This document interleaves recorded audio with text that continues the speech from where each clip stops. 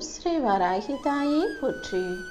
என் அன்பு குழந்தையே, யாருக்கும் நான் அவ்வளவு சுலபமாக கொடுக்காத கோடியில் மட்டுமே ஒருத்தர் பெறக்கூடிய அதிர்ஷ்ட வாய்ப்பை இந்த வராகி அம்மா இப்போது உனக்கான நல்ல நேரத்தில் உன் கைகளில் சேர்த்துறணுன்ற நோக்கத்தோடு தான் இந்த இரவு பொழுதில் உன்னை தேடி வந்திருக்கேன். யார் யாரோ உனக்கு செஞ்ச துரோகமும் பல பேருடைய அவமானங்களும் ஒன்றாக சேர்ந்து இப்போ உன்னை செதுக்கி நீ யாருங்கிறத உனக்கே புரிய வச்சிடுச்சு பார்த்தியா? நீ அப்பாவியா? யாருக்கும் எதுவும் கெட்டது செய்யாத நல்ல பிள்ளையாகவே வாழ்ந்திருந்தாலும் உன்னை சுற்றி இருக்கிற மனிதர்கள் ஒளியாக இருந்து உன்னை குத்தி செதுக்கி காயப்படுத்தி உன்னுடைய பலம் பலவீனம், உன்னுடைய திறமை, உன்னுடைய நோக்கம் என்ன, நீ என்ன செய்யணுங்கிறதையெல்லாம் உனக்கே உணர்த்திட்டாங்க பார்த்தியா? இனிமேலாவது தெளிவாக தெரிஞ்சுக்கோ. யார் யாருக்காகவும் அடுத்தவங்களை திருப்திப்படுத்த நீ ஓடிக்கிட்டே இருக்காத. ஏன்னா நீ என்னதான் மற்றவங்களுக்காக எவ்வளவு செஞ்சாலும் நீ எனக்காக என்ன செஞ்சிட்ட, இதெல்லாம் உன் கடமை தான், நீ செஞ்சு தான் ஆகணும்னு உன் மேலேயே அதை திரும்ப போட்டு நீ எதுவுமே அவங்களுக்கு செய்யாதது போல நீ செஞ்ச உழைப்பையும் தியாகத்தையும் தூக்கி எறிஞ்சு பேசக்கூடிய மனிதர்கள் தான் உன்னை சுற்றி உறவுகளாக இருக்காங்கன்றதை புரிஞ்சுக்கோ. இந்த வராகியம்மா உனக்கு கொடுத்துருக்கிற இந்த அதிர்ஷ்ட வாய்ப்பை பயன்படுத்தி உன் வாழ்க்கையை நீ அழகாக உருவாக்கி வச்சுக்கோ என் தங்கமே. ஒரு மனிதன் தலைகீழாக நின்னாலும் அவன் தலையில் எழுதுனது தான் நடக்கும். உன் தலையெழுத்தை தலைகீழாக மாற்றி உனக்கான நல்லதை நடத்தி கொடுக்கும் இந்த வராகியம்மா உன் வாழ்க்கைக்கான நல்லதை எல்லாம் கண்டிப்பாக செஞ்சு கொடுத்துட்றேன்.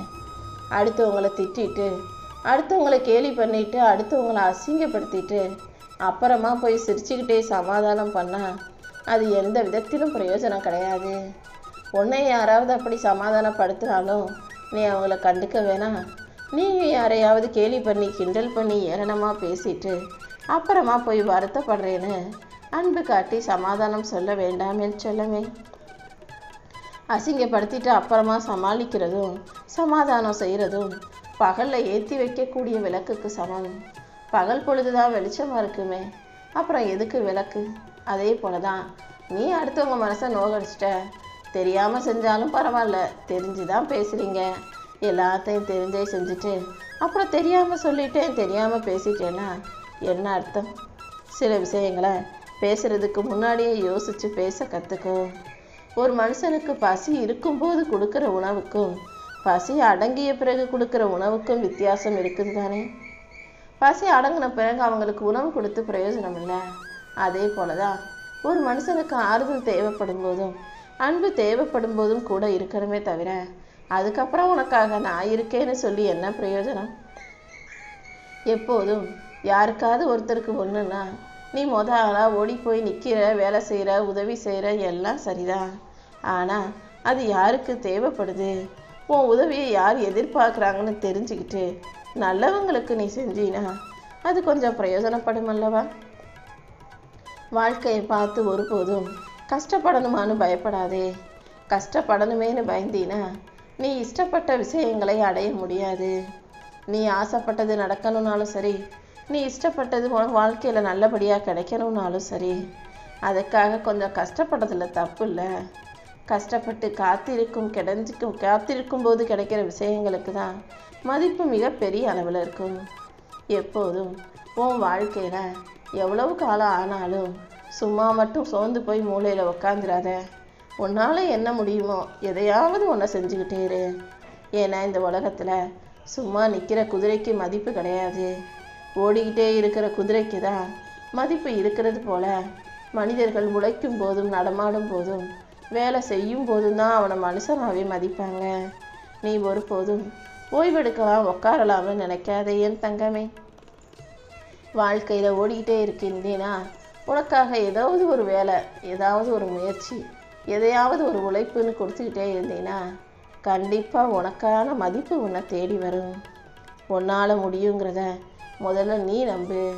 நீ எதை நினச்சாலும் அதை உனக்காக இந்த வராகியம்மா முடிச்சு கொடுப்பேன். நீ நினச்சதை முடிக்கிற வரைக்கும், அதை வெற்றிகரமாக நடத்துகிற வரைக்கும் நீ விடாமல் ஓடிக்கிட்டே தான் இருக்கணும். வாழ்க்கையில் உன்னுடைய நம்பிக்கைக்கு சக்தி அதிகம்.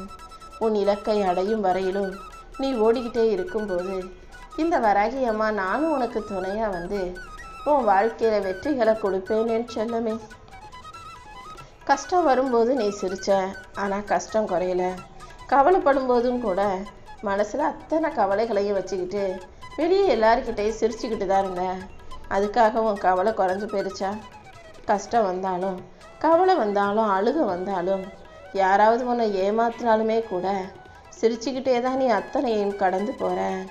சிரிச்சுக்கிட்டே இருக்கிறதால உன் கஷ்டமோ கவலையோ தீராதுன்னு உனக்கு தெரியும்.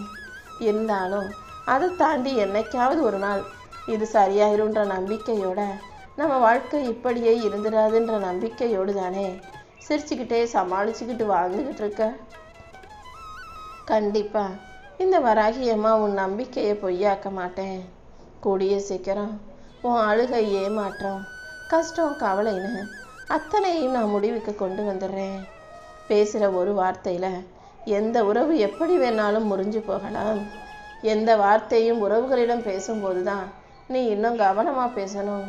நீ சாதாரணமாக ரொம்ப இயல்பா மனசில் எதையும் வச்சுக்காம பட்டதை பேசுகிற. உன் மனசில் பட்டதை பேசினா கூட நீ ஏதோ வேணும்னு தான் பண்ணுற, அடுத்தவங்களை மட்டம் தட்டி பேசுகிற, இகழ்வாக பேசுகிற, ஏளனம் செய்கிற அப்படின்னு உன் மேலே ஏகப்பட்ட பழியை இந்த உறவுகள் போடும் என் தங்கமே. அதனால் என்ன பேசினாலும் உன்னை தப்பாகவே நினைக்கிற உறவுகளுக்கு மத்தியில் ரொம்ப கவனமாக பார்த்து பேசு. நீ பேசிட்டு அதுக்கப்புறம் மன்னிப்பு கேட்டாலும் பழையபடி அவங்க மறுபடியும் உன்கிட்ட அன்போடு பழகுவாங்கன்னு சொல்ல முடியாது. அதனால் கல் வீசுறதை விட சொல்லை வீசும்போது கவனமாக பேசணும். கல்லாவது உயிரை தான் கொல்லும், சொல்லு ஒவ்வொரு நாளும் உயிரோடு நிற்க வச்சு அவங்க மனசை உருக்கி உருக்கி கொள்ளும். நீ ஒருபோதும் அவசரப்பட்டு யார்கிட்டையும் மன காயத்தை உண்டாக்கும் வார்த்தைகளை பேசிடாதே. அதே போல் கோபமாக பேசுகிறது ஒரு பக்கம்னா அளவுக்கு அதிகமாக நேசிக்கிறது இன்னொரு பக்கம். யார் மீதும் அளவு கடந்த அன்போ பாசத்தையோ நேசத்தையோ வச்சிடாத. யார் மேலேயாவது நீ ரொம்ப அன்பு வச்சினா அந்த அன்பே உன்னை காயப்படுத்தக்கூடிய மிகப்பெரிய ஆயுதமாக மாறிடும். அதனால் யார்கிட்ட எந்த அளவுக்கு அன்பு வச்சா போதும், யார்கிட்ட எந்த அளவுக்கு பேசினா பாசம் வச்சா போதுன்றத நீ புரிஞ்சு நடந்துக்கோ. காசு பணம் மட்டும்தான் ஒரு மனிதனுடைய வாழ்க்கைக்கு அடிப்படையான செல்வம்னு நீ நினச்சிட வேண்டாமே செல்லமே. காசு பணத்தை தாண்டி இந்த உலகத்தில் எவ்வளவோ அற்புதமான நல்ல விஷயங்கள் இருக்குது. பெத்த தாய் தந்தையரை கூட வச்சு அவங்க கூட சந்தோஷமாக வாழ்கிறதும் சரி, கணவனும் மனைவியும் ஒன்றா ஒத்துமையாக ஒரே குடும்பத்தில் பிள்ளைகளை நல்லபடியாக வளர்த்து ஆளாக்குறதும் கூட நல்ல வகையான செல்வம் தான். குடும்பமாக ஒத்துமையாக வாழ்வதும், குடும்பத்துக்குள்ளே ஒருத்தருக்கு ஒருத்தர் அன்போட கனிவோட அக்கறையோடு பேசுவதும், ஒருத்தவங்க பெரியவங்களாக இருந்தாலும் சின்னவங்களாக இருந்தாலும் குடும்பத்தில் இருக்க ஒருவரை ஒருவர் மதிப்பதும், நோய் நொடி இல்லாமல் வாழ்வதும், கடன் வாங்காமல் கஷ்டப்படாமல் வாழ்வதும், கவலையே இல்லாமல் வாழ்வதும் கூட ஒரு வகையான சுகமான செல்வம்தான். அந்த செல்வத்தை இந்த வராகி அம்மா உனக்கு கொடுக்குறேன். எல்லா இடங்களிலும் நீ நிம்மதியாக இருக்கணும்னு நினச்சினா முடிஞ்ச அளவுக்கு பேச்சை குறைச்சிக்கிட்டு அடுத்தவங்க பேசும்போது அமைதியாக கடந்து போக கற்றுக்கோ. எப்போதுமே மனிதர்களுடைய மனசே விசித்திரமானது தான். நீ தேடி போனினா உன்னை உதாசீனப்படுத்துவாங்க. நீ வேணான்னு அவங்கள தூக்கி எறிஞ்சிட்டு போனினா அப்புறம் உன் பின்னாடியே உன்னை தேடி அலைவார்கள். தேடி வரும்போது உதாசீனப்படுத்துவதும் தொலைந்த பிறகு தேடி அலைவதும் மனிதர்களுடைய விசித்திர குணமாகவே மாறி போயிருச்சு என் செல்லமே. யாராக இருந்தாலும் சரி, யார்கிட்டையும் சண்டை போடாத.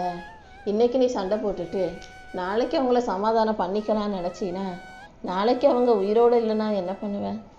இந்த உலகத்தில் யாருடைய வாழ்க்கை எப்போது முடியும்னு யாருக்கும் தெரியாதல்லவா.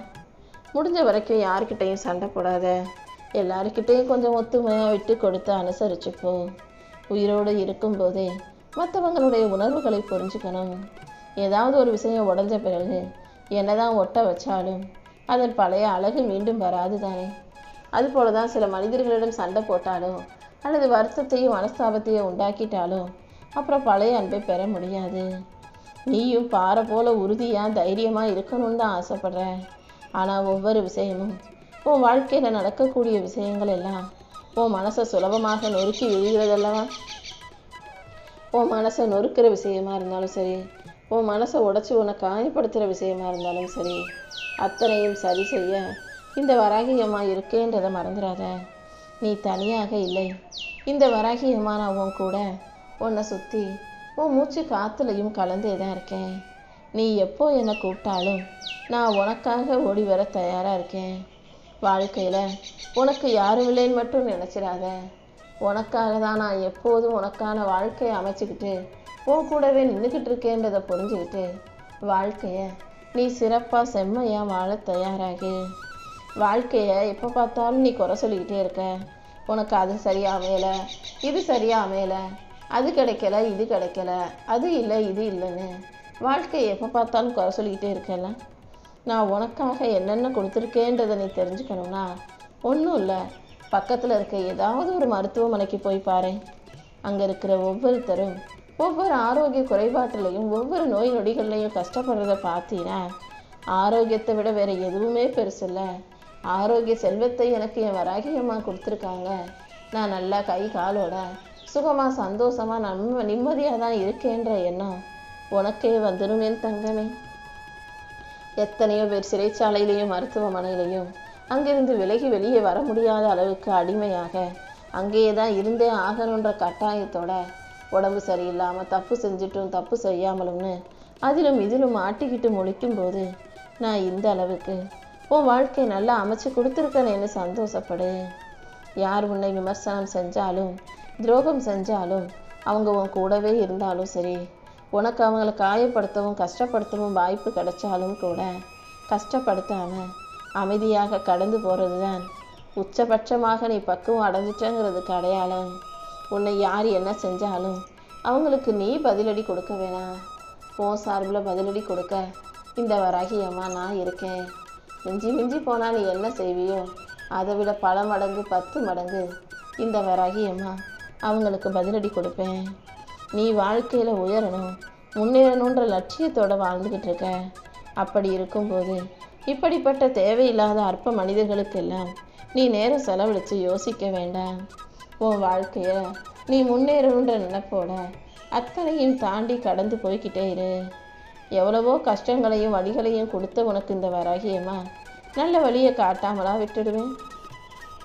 நல்ல வழியை காட்டி உனக்கு மன தைரியத்தையும் தெம்பையும் வலிமையும் கூட கொடுத்து உன் வாழ்க்கையை அழகாக்க வேண்டியது இந்த வராகியம்மா என்னுடைய பொறுப்பு.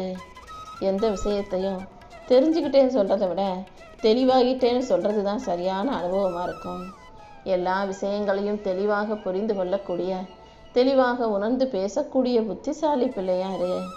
நீ எதை இழந்தாலும் அதை தாண்டி உனக்கான அற்புதமான நல்ல விஷயங்களை உன் வாழ்க்கையில் அமைச்சு கொடுக்க இந்த வராகியம்மா காத்துக்கிட்டு இருக்கேன். என்னதான் மரத்துக்கு இலையுதிர் காலம் வந்தாலும் அது கவலைப்படாது.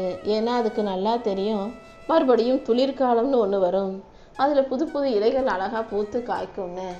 அதே போல தான் இப்போ கஷ்டங்கள் வந்தாலும் நீ கவலைப்பட வேணாம்.